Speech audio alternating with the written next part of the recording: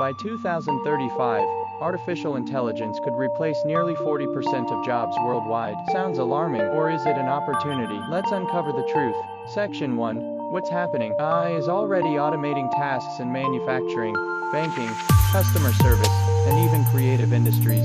Reports predict that repetitive and rule-based jobs will vanish first. Section 2. Jobs at risk versus jobs in demand. At risk, data entry, clerical work, telemarketing, routine manufacturing. In demand, AI engineers, data scientists, cybersecurity experts, creative strategists. Section 3. How to prepare, upskill in technology, finance, and creativity. Learn AI tools, coding, and data analytics.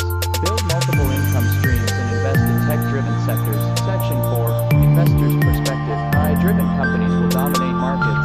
Focus on sectors like automation, robotics, and cloud computing. Closing message. AI is not here to take your job.